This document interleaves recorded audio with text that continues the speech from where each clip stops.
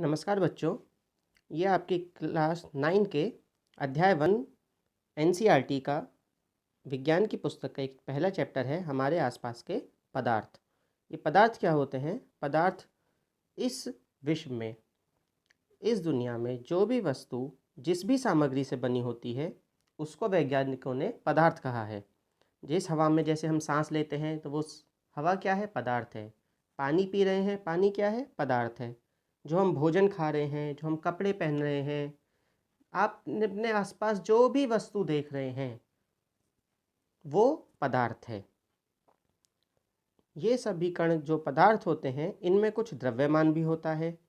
क्यों द्रव्यमान होता है? क्योंकि इनमें कुछ वजन होता है। द्रव्यमान कैसे पहचानेंगे? इनमें कुछ वजन होता है, दैट मीन्स इनमें द्रव्यमान होता है और ये कुछ स्थान भी घेरती हैं। तो स्थान घेरती हैं तो इनमें आयतन भी होता है। तो जो चीज़ स्थान घेरती है उनमें आयतन भी होता है।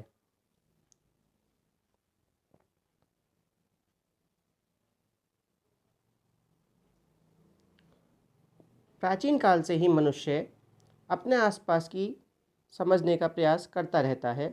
भारत के प्राचीन दार्शनिकों ने पदार्थ को 5 मूल तत्वों में वर्गीकृत कहा है, जिसे हम पंचतत्व कहते हैं। कौन कौन से हैं वो पंचतत्व? वायु, पृथ्वी, अग्नि, जल और आकाश। चाहे वो सजीव हो चाहे वो निर्जीव हो, इन्हीं पंचतत्वों से ये सारी चीज़ें बनी हैं।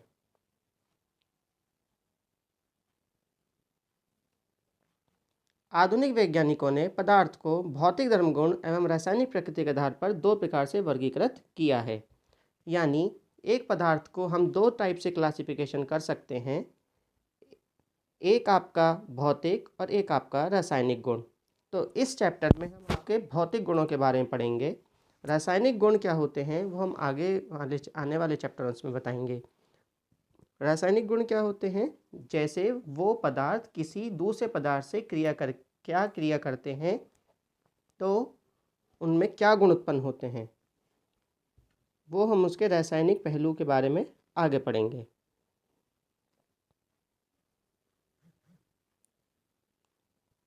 पदार्थ का भौतिक स्वरूप। पदार्थ कणों से मिलकर बना होता है। बहुत समय तक पदार्थ की प्रकृति के बारे में 2 विचारधाराएं प्रचलित थीं। एक विचारधारा का मानना था कि पदार्थ लकड़ी के टुकड़े की तरह सतत होते हैं, परंतु अन्य विचारधारा का मानना था कि पदार्थ रेत की तरह के कणों से मिलकर बने होते हैं। आइए इनको हम एक क्रियाकलाप के थ्रू समझें। एक 100 मिलीलीटर का बीकर लें या आप एक कोई गिलास ले लें।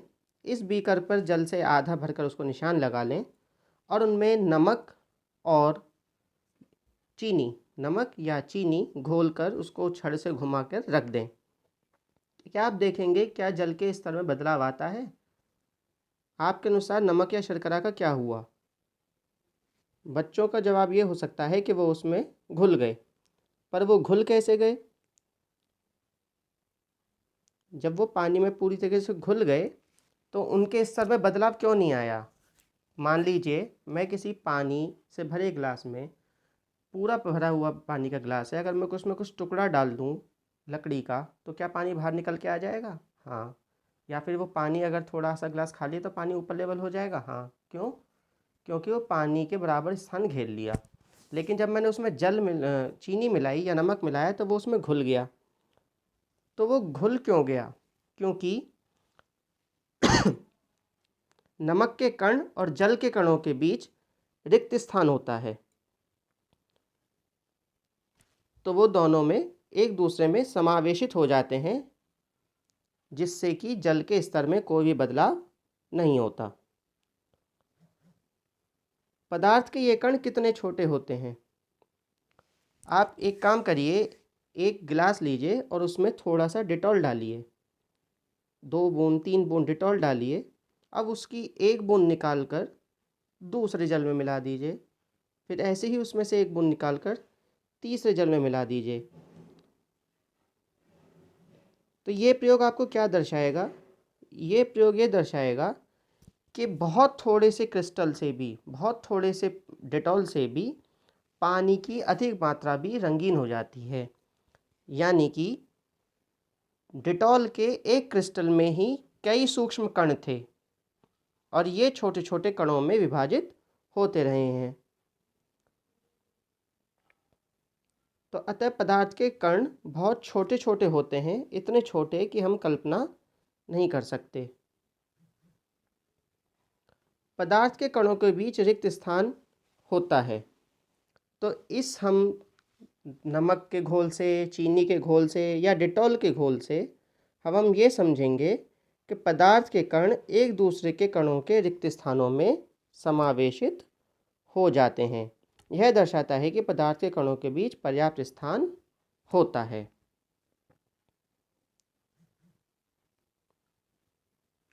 अब हमारा दूसरा क्वेश्चन है कि पदार्थ के कण निरंतर गतिशील होते हैं, क्यों? तो इसके लिए क्रियाकलाप क्या करना है आपको? आप अपने घर में, आपके में धूप बत्ती होगी या मोमबत्ती होगी या फिर वो मॉस्किटो कॉइल होगी, कुछ ना कुछ आपके घर में ज़रूर होगा। आप क्या करें, उनको एक जलाएं और जलाकर एक कोने में रख दें, घर के एक कोने में रख दें। क्या और फिर दूर जाकर बैठें, क्या आपको दूर से उसकी सुगंध मिलती है? इसको आप नोट करें और कमेंट सेक्शन में बताएं क्या आपने ये करा और आपने क्या महसूस करा।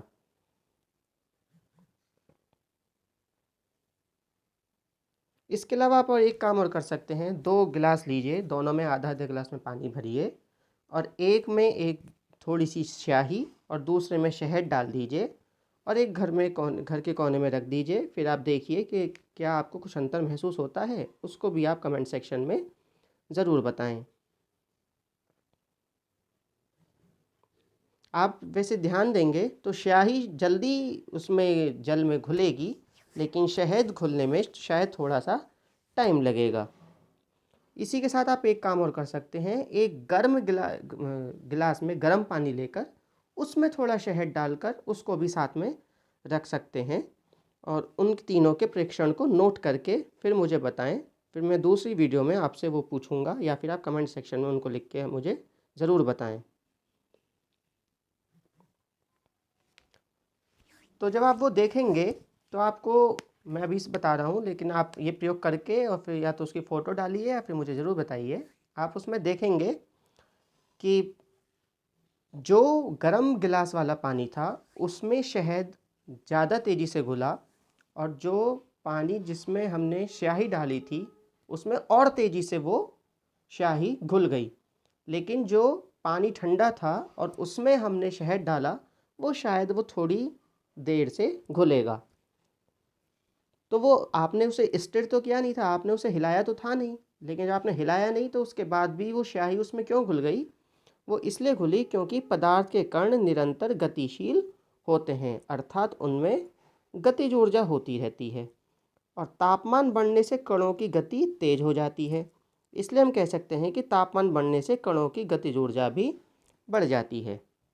जो आप वो क्रियाकलाप देखेंगे उसमें देखेंगे कि पदार्थ के कण अपने आप ही एक दूसरे के साथ मिश्रित होते जाते हैं। ऐसा कणों के रिक्त स्थानों में समावेश के कारण होता है। दो विभिन्न पदार्थों के कणों का स्वतः मिलना ही विसरण कहलाता है। इस विधि को ही हम विसरण कहते हैं। दो विभिन्न पदार्थों के कणों का स्वतः मिलना, अपने आप मिल जाना, विसरण कहलाता है।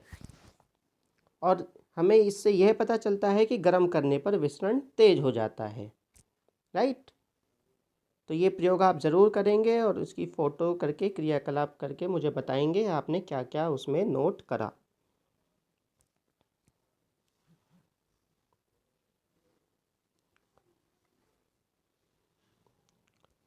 फिर हमारी नेक्स्ट प्रॉपर्टी है, पदार्थ के कण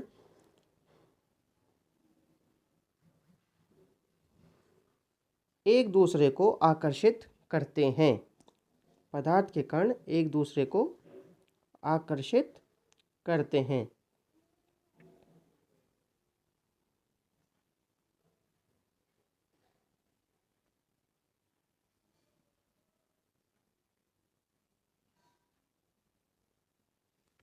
ये देखिए, ये क्रियाकलाप आप इजीली कर सकते हैं।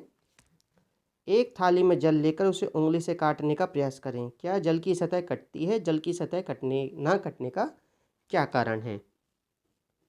जल की सतह, आप एक थाली लें, उसमें पानी फैलाएं और उंगली से काटने का प्रयास करें, क्या जल अलग अलग हो जाएगा? नहीं होगा। यह क्रियाकलाप सुझाते हैं कि पदार्थ के कणों के बीच एक बल कार्य करता है। यह बल कणों को एक साथ रखता है। इस आकर्षण बल का सामर्थ्य प्रत्येक पदार्थ में अलग अलग होता है। यानी जो बल पदार्थ के कणों को एक दूसरे से जोड़े रखता है उसको हम आकर्षण बल कहते हैं, जिन बल से पदार्थ के कण एक दूसरे से जुड़े रहते हैं। लेकिन ये बल सभी पदार्थों में समान नहीं हो सकता। जैसे आप चौक का टुकड़ा लें या फिर कोई खड़िया लें या मिट्टी लें और उसको ज़ोर से दबाएं तो वो टूट जाएगी, बिखर जाएगी। लेकिन अगर आप कील का टुकड़ा लेंगे, कील लेंगे, लोहे का टुकड़ा लेंगे और उसको दबाएंगे तो क्या वो बिखर जाएगी? नहीं, क्योंकि उनके कणों के बीच बल जो है वो अत्यधिक मात्रा में है। परंतु चौक, मिट्टी, खड़िया, इनके बीच जो आकर्षण बल है, इनके पदार्थ के कणों के बीच जो आकर्षण बल है वो कम मात्रा में है।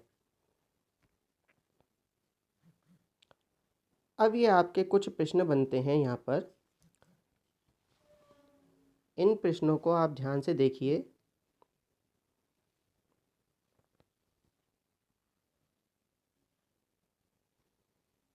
इन प्रश्नों को आप ध्यान से देखिए। ये आपके प्रश्न हैं। निम्नलिखित में से कौन से पदार्थ हैं? कुर्सी, वायु, स्नेह, गंध, घृणा, बादाम, विचार, शीत, नींबू, पानी, इत्र की सुगंध। इनमें से आपको पदार्थ बताने हैं, कौन से पदार्थ हैं। देखिए,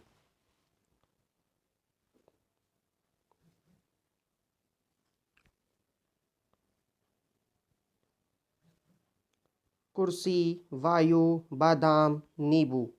इनमें कुर्सी, वायु, स्नेह, स्नेह मतलब आपस का लगाव, तो ये पदार्थ नहीं हो सकता।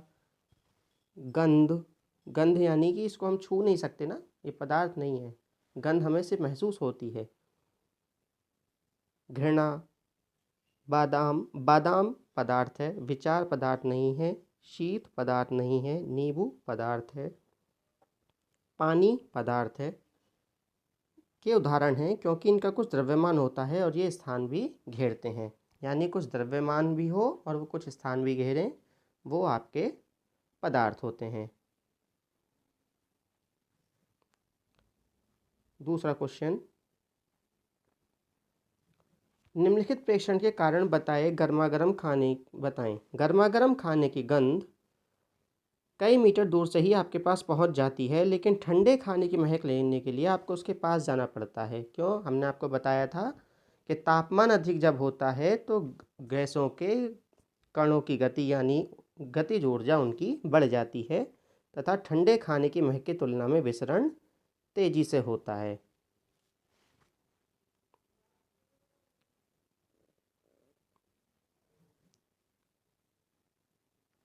प्रश्न नंबर 3, स्विमिंग पूल में गोताखोर पानी काट पाता है, इससे पदार्थ का कौन सा गुण प्रेक्षित होता है? स्विमिंग पूल में गोताखोर पानी काट पाता है, इससे पदार्थ का निम्न गुण प्रेषित होते हैं। पहला, पानी के कणों के बीच की दूरी अधिक होती है, तब पानी के कणों के बीच आकर्षण बल कम होता है। ऐसा नहीं है वो काट दिया और फिर जुड़ते नहीं है। गोताखोर जब हाथ पैर मारता है तो पानी कटता जाता है, तभी वो आगे बढ़ता है। लेकिन क्योंकि उनके बीच आकर्षण बल कम होता है। हम लोहे में तैर सकते हैं क्या? नहीं तैर सकते।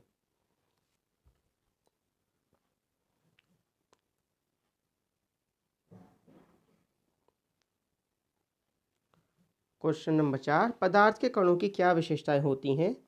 तो पहला हमने बताया कि पदार्थ के कणों के बीच रिक्त स्थान होता है।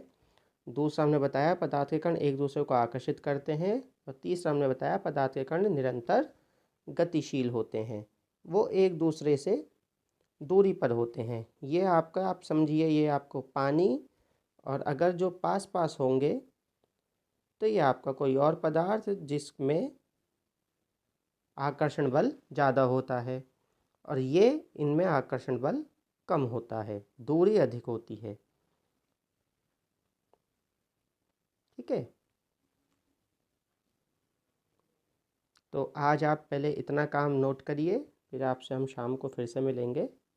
Thank you.